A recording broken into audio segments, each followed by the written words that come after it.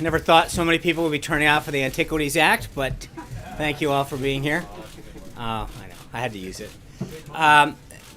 Obviously, today we're here to talk about the President's effort to provide tax relief to both our corporations that will help grow jobs and to middle Americans.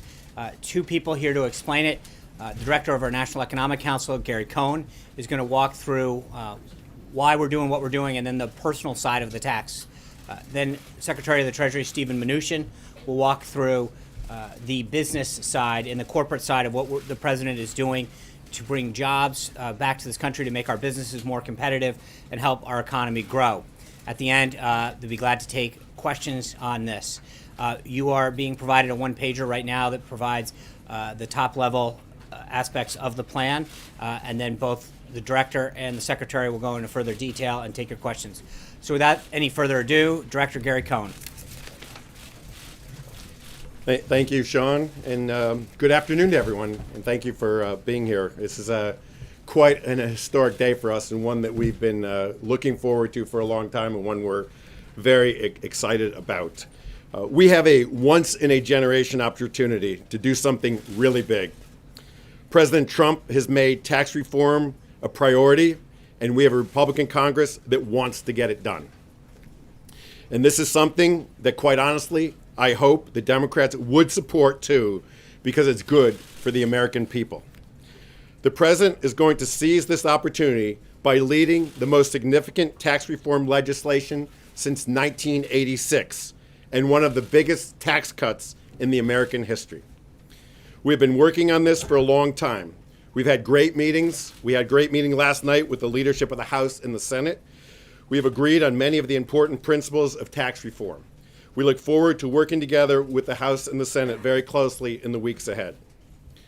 The President has focused on three things since his campaign: job creation, economic growth, and helping the low and middle income families who have been left behind by this economy.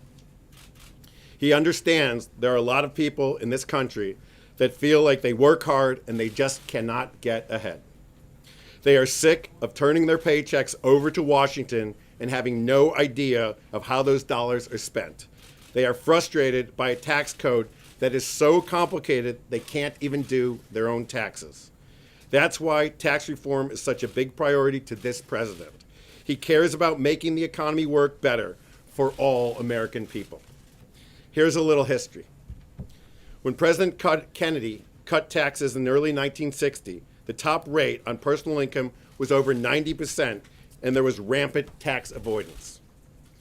And then, 20 years later, President Reagan took rates down to 28% for individuals. Since then, rates have been creeping back up, and more loopholes and special interest tax breaks have made their way back into the tax code, disadvantaging average Americans. And then, on the business side, when President Reagan left office in 1988, the corporate tax rate was 34%, and it hasn't changed much since. For the last 25 years, other countries have been aggressively cutting their tax rates and moving to a territorial system in order to attract business. And the U.S. has done none of that. In 2017, we are still stuck with a 1988 corporate tax. That's why we are now one of the least competitive countries in the developed world when it comes to corporate tax. So tax reform is long overdue. We are going to cut taxes for businesses to make them competitive, and we're going to cut taxes for the American people, especially low and middle income families. Today, I'm going to outline the principles we have put in place for personal tax reform, and then I'm going to hand it over to Secretary Mnuchin to talk about the business side. First, here are a few statistics for you on the individual side. In 1935, we had a one-page tax form consisting of 34 lines with 2 pages of instructions.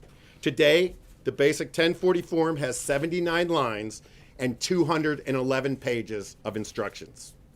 Instead of a single form, the IRS now has 199 tax forms on the individual side of our tax code.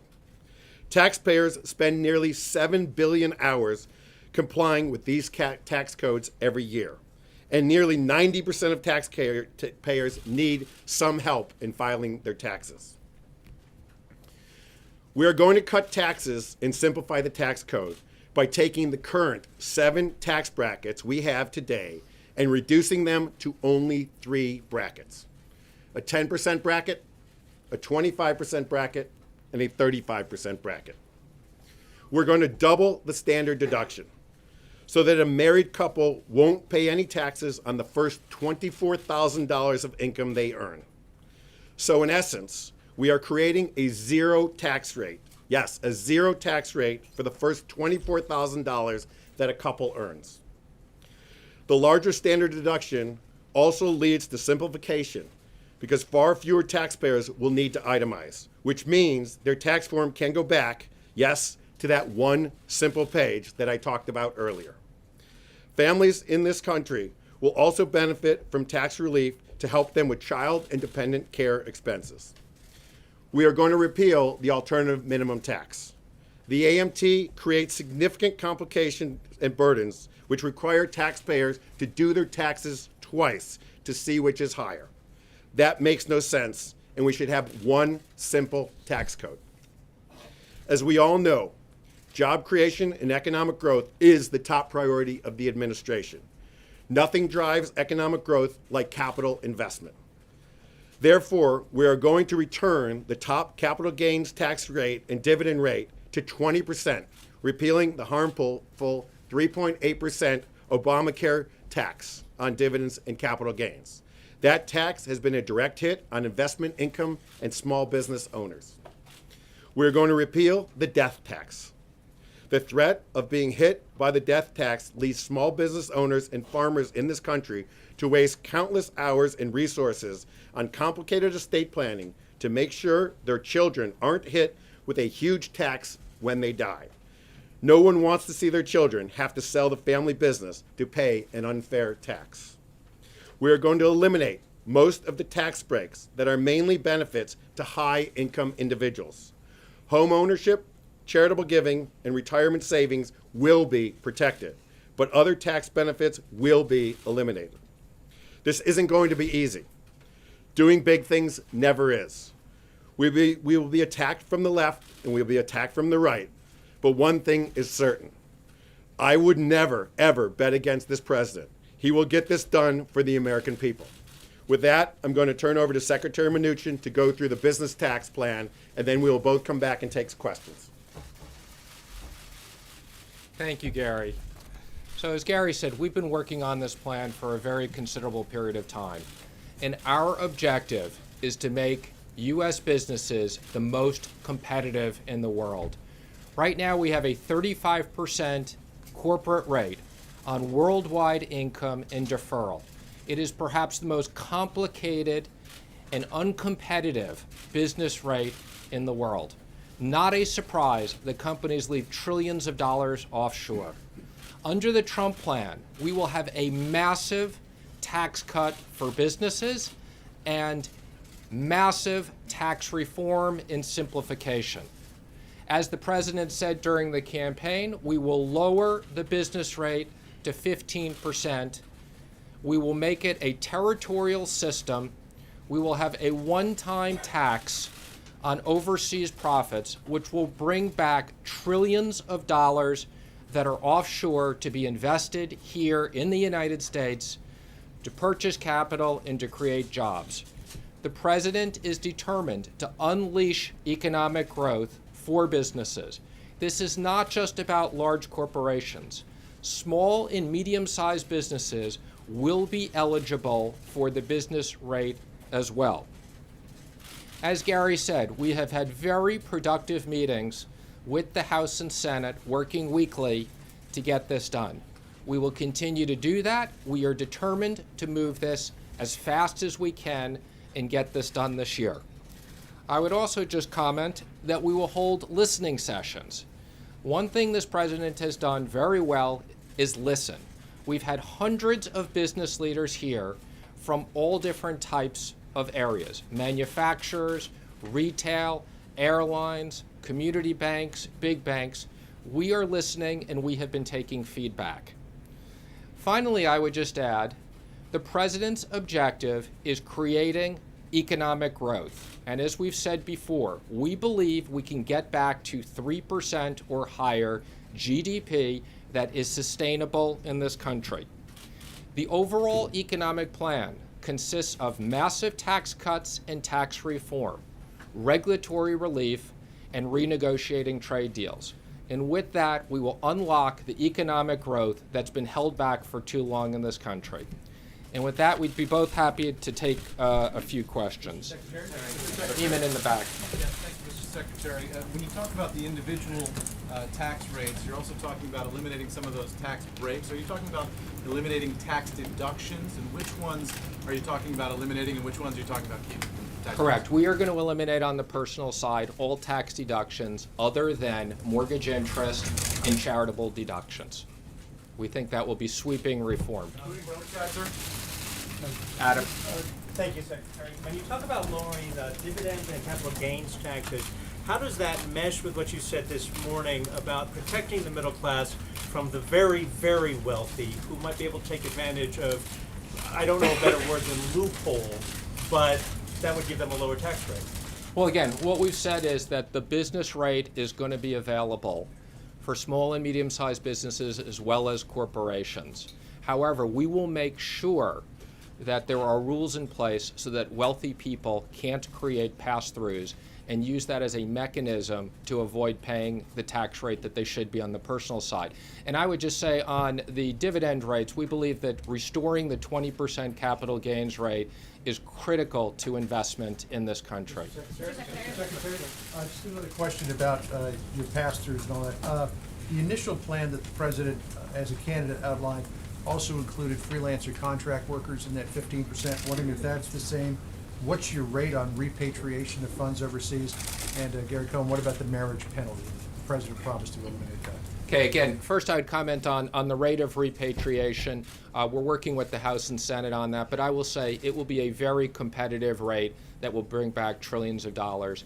And as it relates to the definition of contractors and things along those lines, again, those will be the details we will be working with Congress on as we turn this into a bill that will get signed by the president. So as Secretary Mnuchin said, we are working very diligently with the House and the Senate on coming up with final details of the bill. You're going into very micro details on some of these. Very important. We agree. Very important. Our basic premise here is to simplify the tax system, lower rates, and make it easy. We don't want to penalize people. We want to make the system very fair. That is one of the things on our list that we're going to work on, just as Secretary Mnuchin said. We will get back to you with definitive answers on all these details. So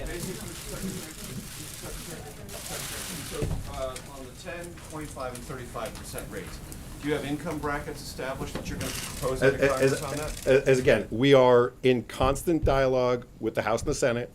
As Secretary said, we're holding a bunch of listening groups right now. We have outlines. We have a broad brush view of where they're going to be.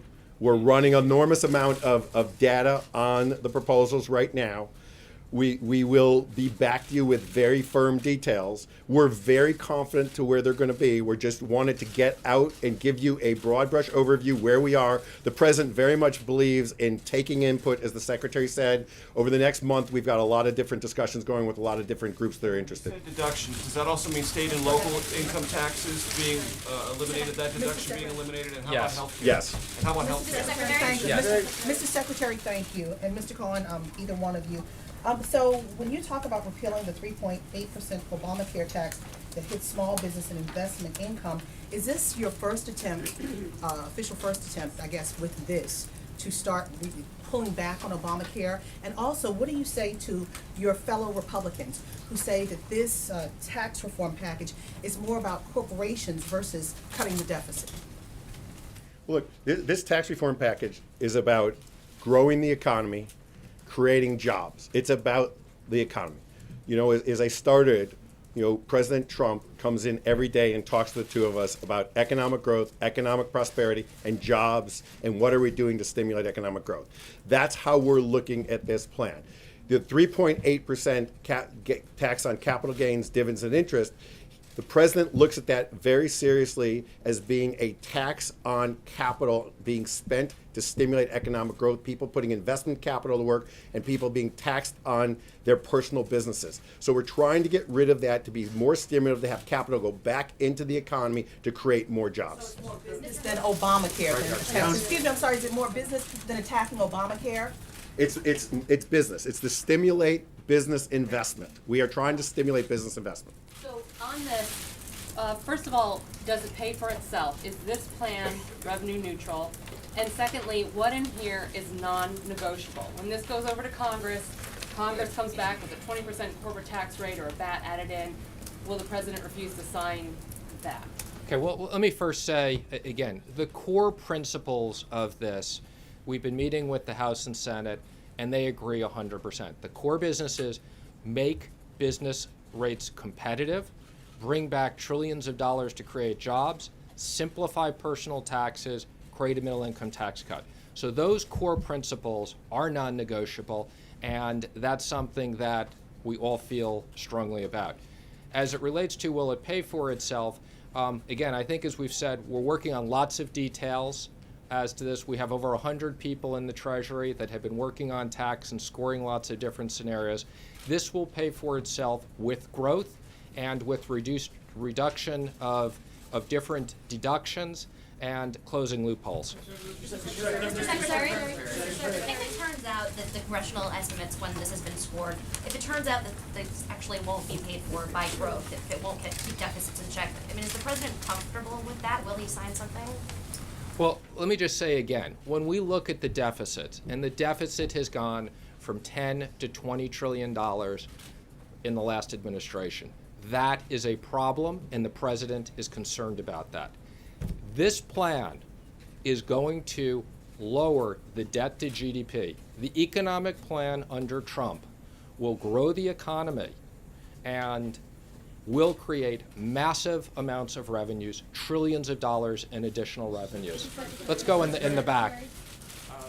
If you don't replace some of the revenue with a border adjustment tax, how will you make up for the deficit caused by the reduction in the corporate tax rate? Okay, well, again, today we're putting out the core principles, which include rates, because we think that's a very important part of the plan. We will be working very closely, as I said, with the House and the Senate to turn this into a bill that can be passed and the president can sign. And there's lots and lots of details that will going into how that will pay for itself. Yes. The territorial tax system, is that a border adjustment tax? Is it tariffs? What is it? No, a territorial tax system means that U.S. companies will pay income on income related to the U.S. So it's territorial. U.S. companies will not be subject to worldwide income, which has made them uncompetitive. Is there a reason to be concerned that perhaps the Republicans might not go along with this, just like they didn't fully go along with the Obamacare replacement? Again, I think that there's a lot of desire from everybody to pass tax reform. As Gary said, we are at a historic moment, and Republicans and Democrats want to create jobs and want to help the American people.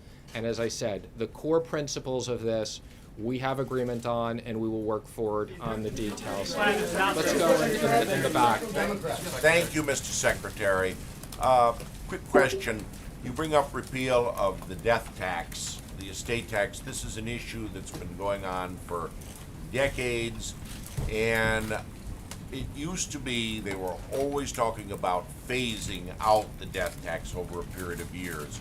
Groups such as Jim Martin's 60 Plus Seniors Association said they wouldn't accept it and want an immediate killing of the death tax. Is that what this is going to be, or is it going to be a phase-out measure again? Right now, our initial proposal is to immediately phase out, when this proposal becomes effective, to phase out the death tax immediately. When you say phase immediately? With the implementation of the new tax, the death tax would disappear. Secretary, two questions. One, this is obviously a statement of core principles.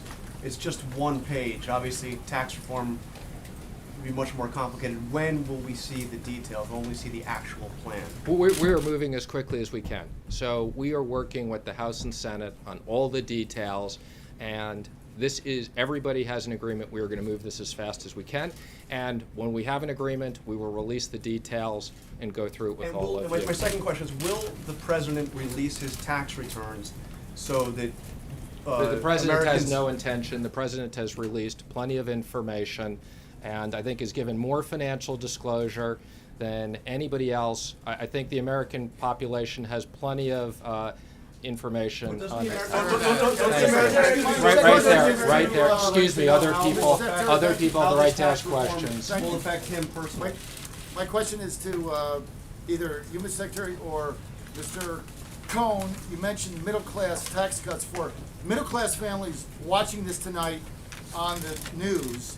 Family of 4, median income, $60,000. What does it mean for them? It's going to mean a tax cut. How much?